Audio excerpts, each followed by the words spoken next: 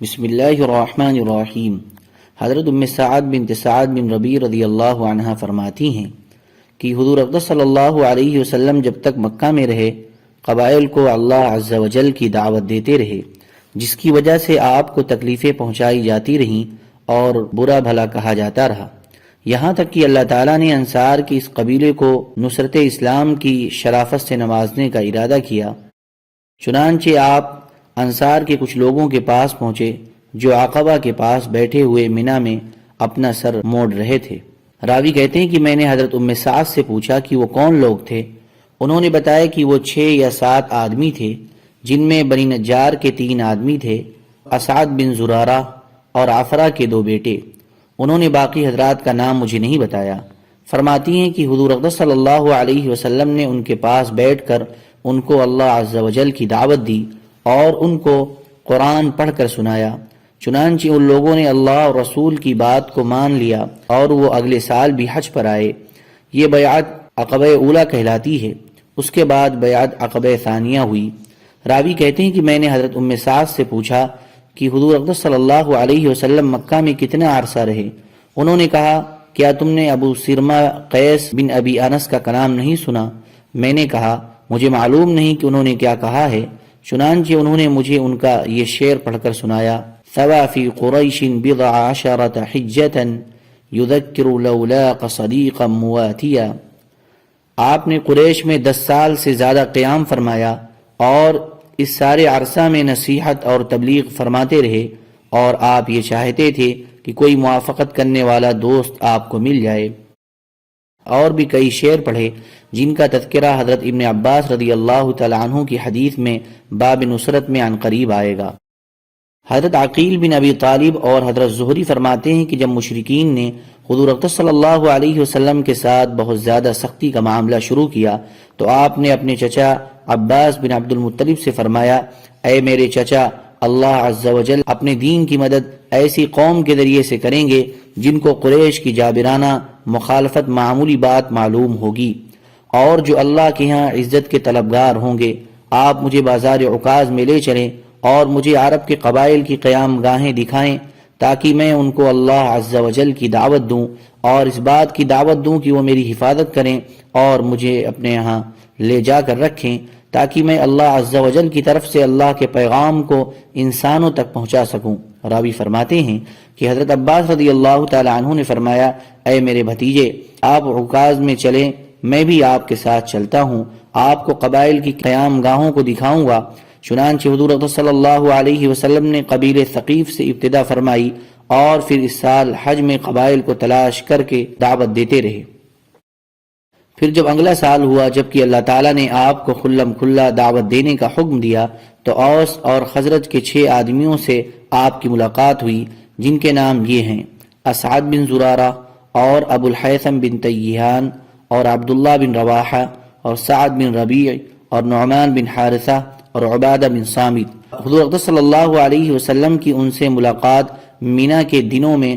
جمرہ عقبہ کے پاس رات کے وقت ہوئی۔ آپ ان کے پاس بیٹھے اور ان کو اللہ عز و جل کی اور اس کی عبادت کرنے کی اور اس کے اس دین کی مدد کرنے کی دعوت دی جو دین دے کر اللہ نے اپنے نبیوں اور رسولوں کو بھیجا ہے۔ انہوں نے درخواست کی کہ حضور آسمان سے آنے والی وحی کو ان پر پیش فرمائیں۔ چنانچہ آپ نے سورہ ابراہیم وَإِذْ قَالَ إِبْرَاهِيمُ رَبِّ اجْعَلْ هَذَا الْبَلَدَ آمِنًا سے لے کر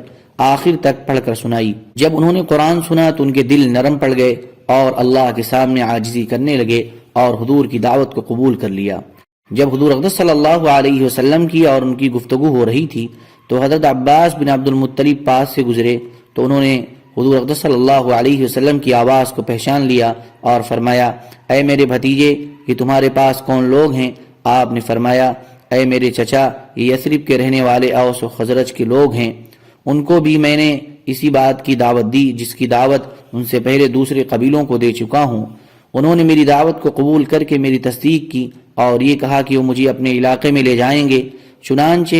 حضرت عباس بن عبد المطلب اپنی سواری سے نیچے اترے اور اپنی سواری کی ٹانگیں باندھ دی، پھر ان سے کہا، اے جماعت اوس و خزرج، یہ میرا بھتیجا ہے اور یہ مجھے تمام لوگوں سے زیادہ محبوب ہے۔ اگر تم نے ان کی تصدیق کی ہے اور تم ان پر ایمان لے آئے ہو اور ان کو اپنے ساتھ لے جانا چاہتے ہو، تو میں تم سے اپنی دلی اطمینان کے لیے یہ عہد لینا چاہتا ہوں کہ تم ان کو لے جا کر وہاں بے یار و مددگار نہیں چھوڑو گے اور ان کو دھوکہ نہیں دو گے، کیونکہ تمہارے پڑوسی یہودی ہیں اور یہودی ان کے دشمن ہیں، اور مجھے خطرہ ہے کہ وہ ان کے خلاف تدبیریں کریں گے۔ حضرت عباس رضی اللہ تعالیٰ عنہ نے جب حضرت سعد اور ان کے ساتھیوں کے بارے میں عدم اطمینان کا اظہار کیا تو یہ بات حضرت اسعد بن زرارہ پر بڑی گراں گزری، اس لیے انہوں نے کہا، یا رسول اللہ، آپ ہمیں حضرت عباس کو ایسا جواب دینے کی اجازت دیں جس میں ایسی کوئی بات نہیں ہوگی جس سے آپ کو غصہ آئے گا یا آپ کو ناگوار گزرے، بلکہ ایسا جواب دیں گے جس میں آپ کی دعوت کو قبول کرنے کی تصدیق ہوگی اور آپ پر ایمان کا اظہار ہوگا۔ آپ نے فرمایا، اچھا، تم حضرت عباس کو ضرور جواب دو، مجھے تم پر پورا اطمینان ہے۔ حضرت اسعد بن زرارہ نے حضور اقدس صلی اللہ علیہ وسلم کی طرف چہرہ کر کے کہا، یا رسول اللہ، ہر دعوت کا ایک راستہ ہوتا ہے، کسی کا راستہ نرم ہوتا ہے اور کسی کا سخت۔ آج آپ نے ایسی دعوت دی ہے جو نئی بھی ہے اور لوگوں کے لیے سخت اور کٹھن بھی ہے۔ آپ نے ہمیں اس بات کی دعوت دی ہے کہ ہم اپنا دین چھوڑ کر آپ کے دین کی اتباع کر لیں، اور یہ بڑا مشکل کام اور سخت گھاٹی ہے، لیکن ہم نے آپ کی اس بات کو قبول کر لیا، اور آپ نے ہمیں اس بات کی دعوت دی کہ لوگوں سے ہمارے دور اور قریب کے جتنے رشتے ہیں اور ان سے جس طرح کے تعلقات ہیں ان سب کو ہم ختم کر دیں، یعنی دین کے معاملہ میں صرف آپ کی مانیں اور کسی کی نہ مانیں۔ یہ بھی بڑا مشکل کام اور سخت گھاٹی ہے، لیکن ہم نے اسے بھی قبول کر لیا۔ ہمارا مضبوط جتھا ہے، جہاں ہم رہتے ہیں وہاں ہماری بڑی عزت ہے اور وہاں ہماری سب چیزیں محفوظ ہیں۔ کوئی اس بات کو سوچ بھی نہیں سکتا کہ ہمارا سردار باہر کا ایسا آدمی بن جائے گا جس کو اس کی قوم نے تنہا اور اس کے چچوں نے بے یار و مددگار چھوڑ دیا ہو، اور آپ نے ہم کو دعوت دی کہ آپ کو ہم اپنا سردار بنا لے۔ یہ بھی بڑا مشکل کام اور سخت گھاٹی ہے، لیکن ہم نے آپ کی اس بات کو بھی قبول کر لیا۔ لوگوں کو یہ تمام کام ناپسند ہیں، ان کاموں کو صرف وہی پسند کرے گا جس کی ہدایت کا اللہ نے فیصلہ کر لیا ہو اور جو ان کاموں کے انجام میں خیر چاہتا ہو۔ ہم نے آپ کے ان تمام کاموں کو دل و جان سے قبول کر لیا ہے اور انہیں قبول کرنے کا زبان سے اقرار کر رہے ہیں، اور ان کے پورا کرنے میں اپنی ساری طاقت خرچ کر دیں گے، اور آپ جو کچھ لائے ہیں اس پر ہم ایمان لا رہے ہیں اور اس معرفت خداوندی کی ہم تصدیق کر رہے ہیں جو ہمارے دلوں میں پیوست ہو گئی ہے۔ ان تمام باتوں پر ہم آپ سے بیعت ہوتے ہیں اور ہم اپنے رب اور آپ کے رب سے بیعت ہوتے ہیں۔ اللہ کی مدد کا ہاتھ ہمارے ہاتھوں کے اوپر ہے، اور آپ کے خون کی حفاظت کے لیے ہم اپنے خون بہا دیں گے، اور آپ کی جان کو بچانے کے لیے اپنی جانیں قربان کر دیں گے، اور ان تمام چیزوں سے ہم آپ کی حفاظت کریں گے جن سے ہم اپنی اور اپنے بیوی بچوں کی حفاظت کرتے ہیں۔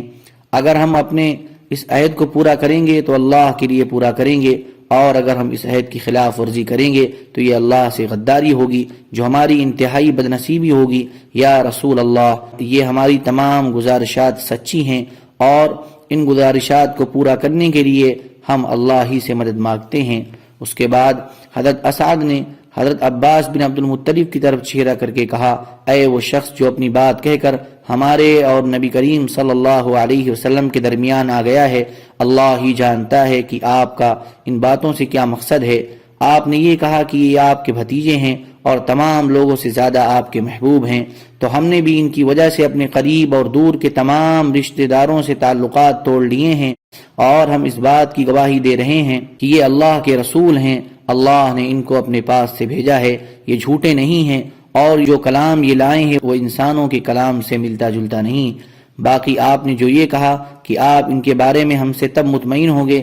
جب آپ ہم سے پختہ عہد لے لیں گے، تو حضور اقدس صلی اللہ علیہ وسلم کے لیے ہم سے جو بھی کوئی پختہ عہد لینا چاہیں ہمیں اس سے انکار نہیں ہے، لہذا آپ جو عہد لینا چاہتے ہیں لے لیں۔ اور پھر حضور اقدس صلی اللہ علیہ وسلم کی طرف متوجہ ہو کر عرض کیا، یا رسول اللہ، اپنی ذات کے لیے آپ جو عہد ہم سے لینا چاہیں گے لے لیں، اور اپنے رب کے لیے جو شرطیں ہم پر لگانا چاہے لگا لیں۔ آگے حدیث میں ان حضرات کے بیعت ہونے کا پورا قصہ مذکور ہے۔ سبحان ربک رب العزت عما یصفون وسلام علی المرسلین والحمد للہ رب العالمین۔